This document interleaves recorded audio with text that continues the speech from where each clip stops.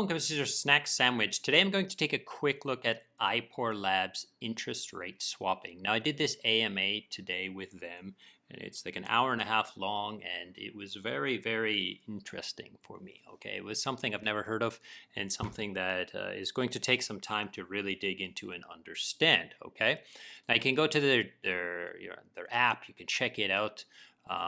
As you can see, when you open up, and you're trying to open up a position, there are a lot of things to consider. There are a lot of different things you need to change, and it's not an easy app or not an easy protocol to understand. It's not, stick your tokens in here and get APY and just number go up. Okay, this is very complicated, big brain stuff. Okay, now I would suggest you to, as always, read the docs. However, that too is going to take you a long time. Now I read through all these docs, and I have to decide what I want to cover and what I don't want to cover. There's a lot here, so in order for me, I can't explain everything in 15 minutes or less. So I've decided to just kind of make a flow chart and explain the general idea of this and kind of what's going on and what are the different roles you can play. And you're going to definitely have to ask more questions after. Go to their Discord, ask them more questions. I'm definitely not an expert on this, and I probably won't be able to answer any questions beyond what I'm telling you now. Now, I won't even talk about the governance token at all. That's a whole other can of worms. You're going to have to open that up on yourself, or maybe I'll make another video in the future to talk about the IPOR token and the whole idea of the power tokens that they're using. Okay, it's crazy stuff. Okay, so I got this flowchart for you. So let's swing over to the flowchart, and I'll do my best to explain this as I understand it. If you would like to support the channel, I would suggest you to check out the secretsandwich.xyz. It's the Secret Sandwich NFT project. You can come here, you can mint an NFT, or you can come and check out your NFTs. Okay, so let's get back to it.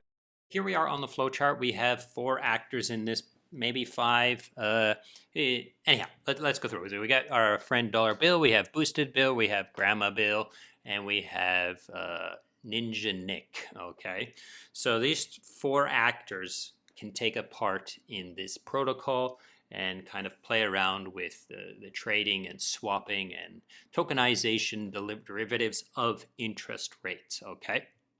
So first thing we have here is we have Grandma. Grandma just wants to help her little boys to play their DeFi game. So she takes some of her money and she supplies it to IPOR. So just let's say, so she has some USDC. She can do DAI or Tether as well, but let's say USDC. She supplies it to IPOR, right?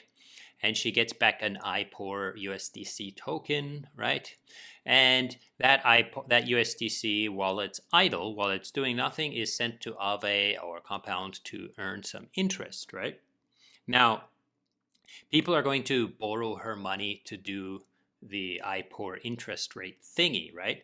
So she has this utilization curve that protects her funds, okay? So as people are borrowing her USDC to do the interest rate stuff that I will explain in a second, the interest rate for her goes up, and then once it hits 80%, then nobody can borrow her USDC anymore. And this is to protect her from getting heavily utilization locked, okay?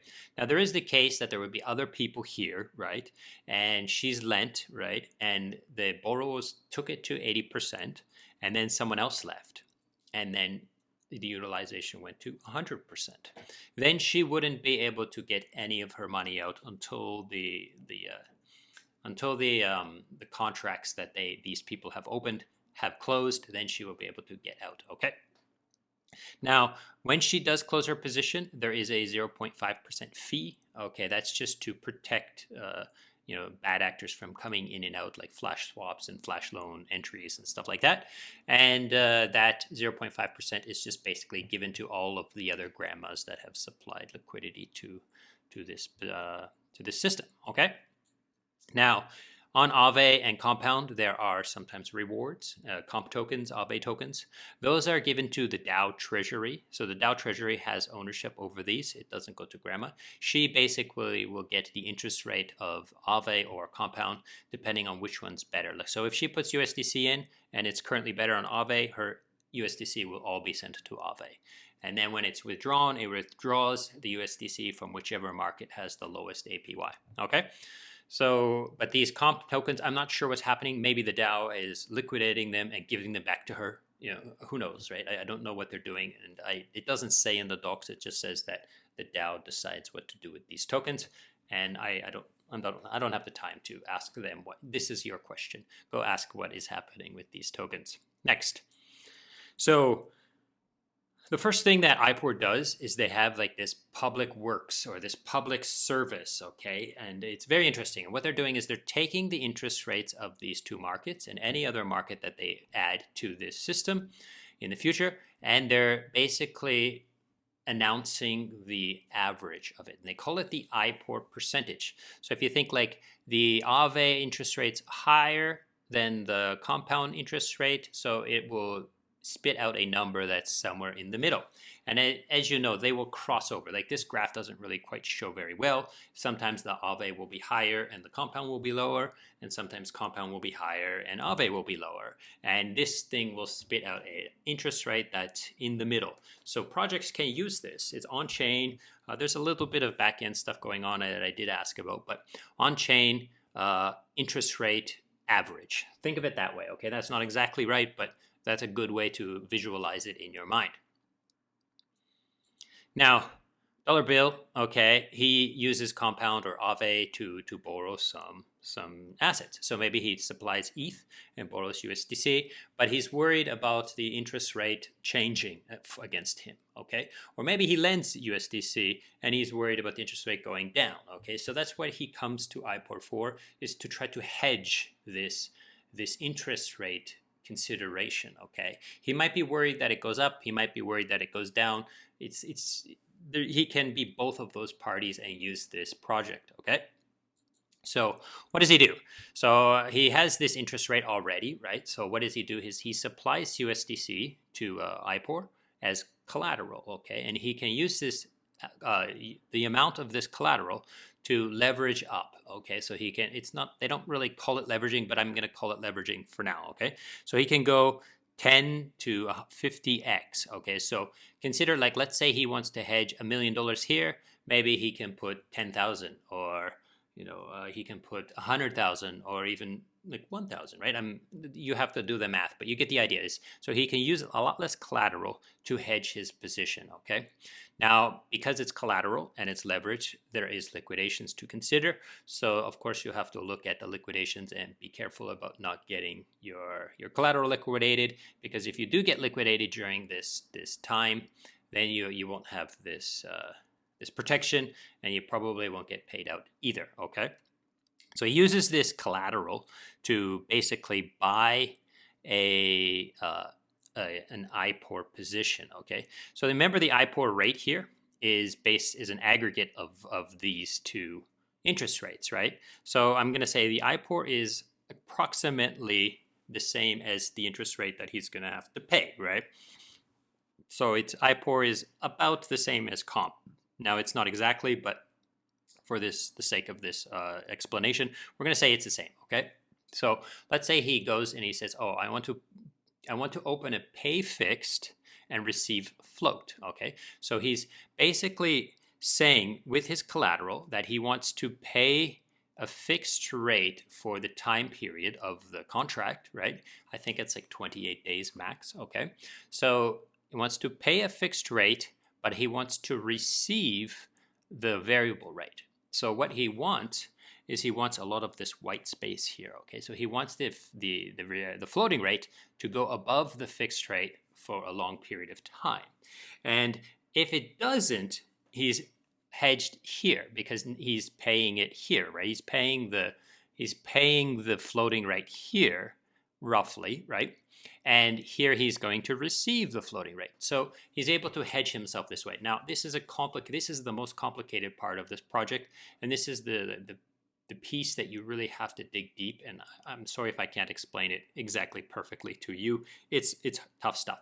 Now, they do have a couple of videos that kind of show this idea, and I would suggest you to watch those a couple of times and try to really absorb this, okay? Now, moving on. Now, we have the opposite, okay, the anti-dollar bill, okay, and let's say he has positions on compound, but he's the opposite. He's worried about the interest rate going the other way, right? So maybe he's going to pay the float, right, and receive the fixed. So what he wants is he wants the interest rate to go down, right? Because he's going to pay less than what he gets, okay? So if you think about it, these two people are speculating on the interest rate versus each other, right? And the point of this is they're kind of assuming that they're equal, then grandma's dollars are completely protected, right? Because she's going to get some fees and some trading fees from supplying liquidity, and these guys are going to offset each other, right? However, that's very, very rarely the case, right? Because most people believe that the interest rate's going to move the same as the other people. There's only a few people that are like, bearish when other people are bullish, or bullish when other people are bearish, right? So we're going to say, let's say there's like, he's only got $50 million and he's got $100 million. So grandma's interest rate is going, grandma's money is going to kind of help to fill that gap, right? However, there's also a spread fee in the middle between these two that is like a variable spread fee that is mathematically calculated based on utilization and stuff. Like, again, this is something you're going to have to dig deep on to really understand. But there's this spread fee that kind of also helps to protect her assets, okay? Because they want the spread to be as small as possible so that these people actually open the positions, but they don't want it to be so small that her assets are at heavy risk, okay? And moving on. So now there's another actor in this. Let's say he's Boosted Bill here. He's got alpha. He knows something that's going on with USDC. Maybe Gary's got him on a line, and he's like, hey, you know what? Tomorrow I'm going to send a notice to Circle that we're going to litigate them. So he's got some alpha and some speculation on the direction of the interest rates on Aave and Compound. So what he can do is he can use this USDC to basically speculate with leverage again on the movements of the interest rate by either buying either a pay fix, one of the two, right? So he's another actor, okay? Now the next actor we have is Nick here. Now Nick he can arb those interest rates, okay? Assuming that this interest rate is the same as, very close to, the IPOR is very accurate to what is actually happening inside, let's say, Compound. What he can do is he can borrow some USDT, right? Open up an IPOR versus that USDC, right? Swap the USDC for DAI, right? Open up an IPOR and then lend that. So he's able to use this IPOR market to basically delta neutral his borrow and his lend APY, assuming and arb the APYs between two things like USDT and DAI. Now again, this is a complicated thing. If you want to do this, do your homework and figure out how exactly that works, okay? Now next one here, we do have protocols that are like Morpho and FujiDAO, which are kind of moving assets. So if you use them to open your positions, I think I did videos on both of these already. If you use them to open positions, then they will move the assets to whichever one is closest, or whichever is the most ideal, right? So it's going to take your debt out of Aave and put it into Compound if Compound's interest rate is lower, right? So what these projects are doing, in fact, is they are decreasing the variance or decreasing the spread between the IPOR and the actual interest rates on these two things. So as more and more projects like this come about, and as these build up TVL, then the IPOR becomes a much more accurate reading of what the interest rates are on these lending markets, okay? Last thing we got to talk about are some fees. There are some fees in here. So there's a base fee of $10, and if you open up a position, you will pay this $10, and that $10 is used to subsidize the oracles. Now, this base fee, they talk about it being, eradicated as the protocol builds up more a more resilient system to pay these oracles. Okay, there's a liquidation deposit. So if you open a position, you have to deposit $25, but you will get this back. So it's not really a fee, right? Now, the income fee, any kind of income that you're making on these assets, because when you put your USDC into here to get one of these IPOR fixed rate receive float things, your USDC is also lent on Aave, okay, or on Compound. So grandma's USDC is earning, dollar bills USDC is earning, boosted bills USDC is earning, and that income, 10% of it is taken and given to the treasury, the DAO's treasury, okay? And now the last thing, there is an opening fee, right? So there's a fee whenever you open a position. You have to pay this 1% fee of your collateral to Ama, to the Bill's grandmother, okay?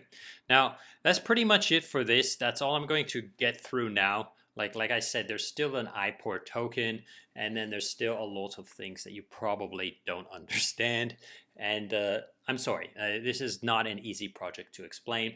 I would suggest you, take this video as a taster of what this thing does, and then go over there and dig deep if this is something interesting for you. And I hope this has been useful and interesting, and thank you so much for watching, and goodbye.